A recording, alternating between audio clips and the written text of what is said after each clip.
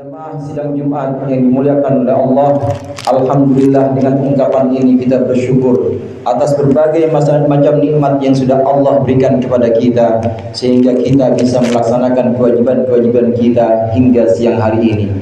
Allahumma salli wa sallim ala sayyidina Muhammadin wa alihi wa sahbihi wa sallim.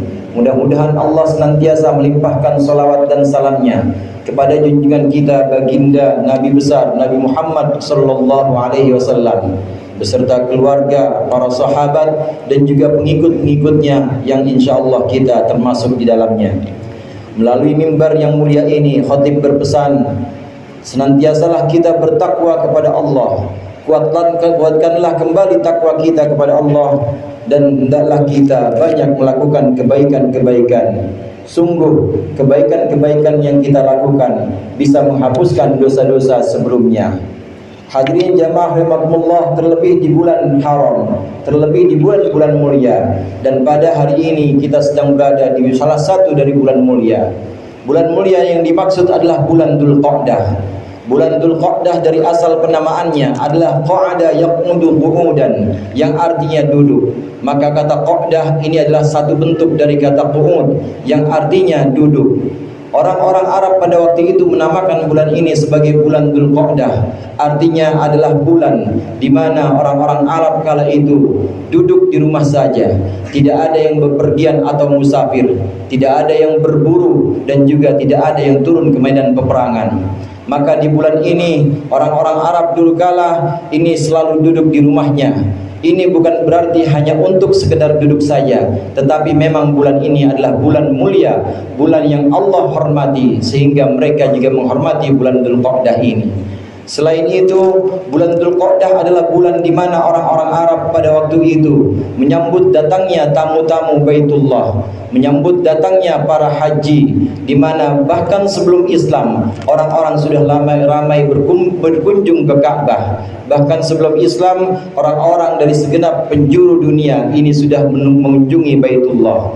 Ini penamaan Dzulqa'dah yang berarti bulan di mana orang-orang duduk di rumah saja untuk menghormati bulan ini dan juga untuk menyambut datangnya bulan Dzulhijjah di mana para haji datang ke Baitullah, ke kota Makkah.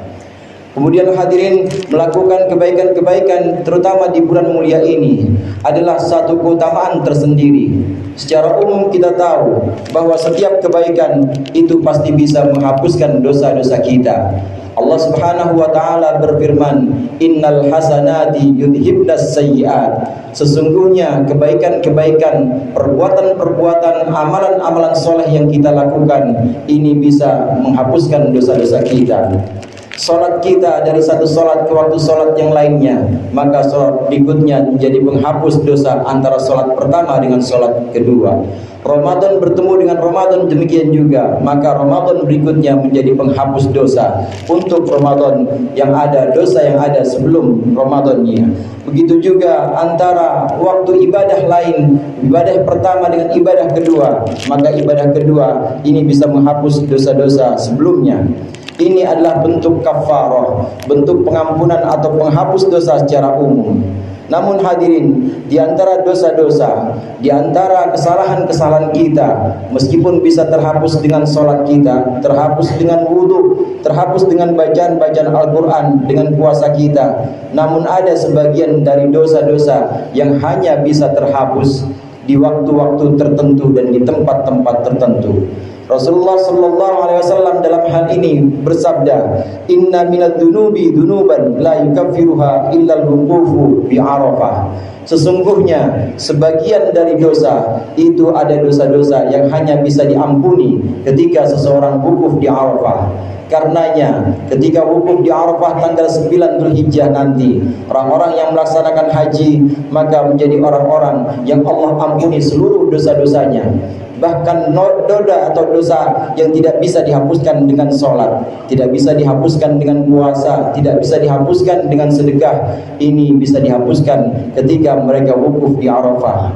Ini satu keutamaan wukuf yang merupakan inti dari pelaksanaan haji, di mana ada satu dosa, ada dosa-dosa yang hanya bisa diampuni ketika seseorang melaksanakan wukuf di Arafah. Kemudian yang kedua, selain wukuf di Arafah, ada juga jenis dosa yang hanya bisa diampuni oleh sulitnya mencari penghidupan. Rasulullah sallallahu alaihi wasallam bersabda, "Inna minad dunubi dunuban la yukaffiruha salatun wala saumun wala hajjun." Qalu, "Wa ma dzalika ya Rasulullah?" Rasulullah sallallahu alaihi wasallam menyebutkan bahwasannya sebagian dari dosa-dosa, ada dosa-dosa yang tidak bisa dihapus oleh salat, tidak bisa dihapus oleh haji, bahkan tidak bisa dihapus juga oleh puasa. Kemudian para sahabat bertanya, apakah dosa-dosa dan apa penghapus dari dosa-dosa itu ya Rasulullah?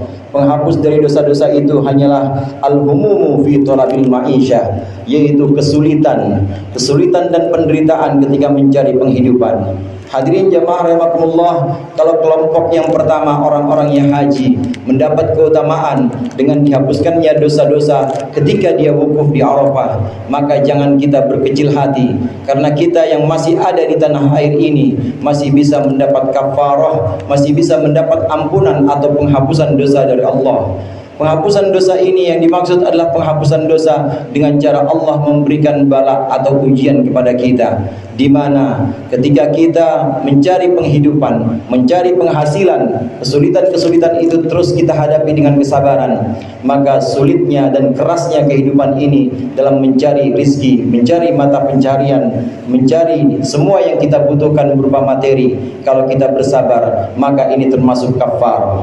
Jamaah rahimakumullah, bentuk kafarah bisa berbentuk ibadah seperti wukuf, bisa berbentuk ibadah seperti sholat dan lain sebagainya. Namun bentuk kafarah atau pengampunan dosa ini juga bisa berupa ujian atau cobaan yang Allah berikan kepada kita. Seseorang yang Allah timpakan penyakit, maka ketika dia bersabar, maka penyakit itu bisa menjadi penghapus dosa-dosanya. Seseorang yang Allah berikan musibah, ketika dia bersabar, maka musibah itu bisa untuk menghapus dosa-dosanya. Demikian juga seseorang yang Allah takdirkan sulit hidupnya, orang yang sudah Allah tetapkan dalam mencari penghasilan, dalam mencari penghidupan sehari-hari demikian sulit, dan dia bersabar, maka dosa-dosanya bisa Allah ampuni dengan bentuk kafarah ini. Hadirin jamaah rahimakumullah, ini semacam noda. Ada kalanya noda yang ada pada baju kita ini tidak bisa kita cuci, tidak bisa kita hapuskan, tidak bisa kita hilangkan kecuali dengan deterjen khusus, kecuali dengan penghapus atau dengan sabun khusus. Maka ada sabun, ada deterjen khusus yang hanya bisa menghapus dosa-dosa itu. Demikian juga ada sebagian ibadah yang khusus hanya bisa menghapus dosa-dosa tertentu, seperti wukuf dan juga seperti bala atau cobaan yang Allah berikan kepada kita. Masyarul mu'minin wa zumratul muslimin rahimakumullah. Lantas dosa-dosa apa saja yang Allah ampuni dengan cara sulitnya kehidupan ini berupa ujian? Dosa-dosa apa saja yang bisa Allah ampuni dengan cara wukuf, dengan cara ibadah? Ketahuilah bahwa sesungguhnya dosa-dosa yang Allah ampuni adalah dosa yang hubungannya dengan haqqullah, adalah dosa yang hubungannya dengan Allah Subhanahu wa taala. Dosa kita ketika kita lalai dalam sholat, atau kita kurang khusyuk dalam sholat kita. Dosa kita ketika kita bersedekah dan kita kurang ikhlas dalam sedekah kita. Dosa kita ketika kita mengaji dan kita kurang ikhlas dalam mengaji kita. Maka dosa-dosa yang hubungannya dengan Allah ini kurang ikhlas, ketika kita kurang khusyuk dan lain sebagainya, ini adalah dosa kita kepada Allah.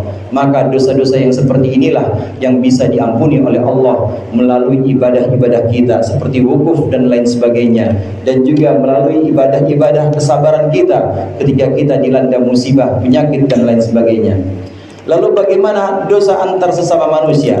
Maka dosa antar sesama manusia hanya bisa dihapus dengan cara meminta maaf dan juga mengganti kerugian kepada orang yang dirugikan oleh perlakuan kita. Hadirin jamaah rahimakumullah, oleh karenanya nanti di akhirat itu ada sebagian orang yang disebut dengan muflis. Orang ini datang kepada Allah dengan membawa pahala puasa, membawa pahala solat dan pahala sodakohnya, bahkan membawa pahala hajinya. Tetapi kemudian dia termasuk golongan orang-orang yang pailit, termasuk golongan orang-orang yang kemudian hilang. Kenapa? Karena orang ini pahala-pahala ibadahnya diambil untuk menutupi kesalahan-kesalahan, untuk menutupi dosa-dosa yang pernah dia lakukan kepada orang lain dan orang lain ini tidak terima atau belum memaafkannya. Hadirin jamaah rahimakumullah, untuk berhusnuzon kita kepada Allah, maka Rasulullah sallallahu alaihi wasallam ini memberikan satu amalan. Amalan yang dimaksud di sini adalah al-ataqatul kubra, yaitu sebuah pembebasan besar. Rasulullah sallallahu alaihi wasallam bersabda bahwasannya barang siapa yang membaca surat Al-Ikhlas atau surat Qul Hu sebanyak 100 kali, maka sesungguhnya dia sudah membeli keselamatan jiwanya kepada Allah. Dengan ataqah kubra ini, insya Allah seseorang nanti di akhirat tidak akan menjadi orang yang muflis. Dengan ataqah kubra berupa bacaan Qul Hu ini, insya Allah nanti di akhirat ketika harus membayar hutang-hutang, ketika harus menambal dosa-dosa yang hubungannya dengan hakul adami, maka Allah yang menjamin dan Allah yang akan membebaskan dosa-dosa kita itu. A'udzu billahi minasyaitonir rajim. Bismillahirrahmanirrahim. Wasari'u ila magfiratin min rabbikum wa jannatin 'arduhas samawati wal ardh wa iddat lil muttaqin.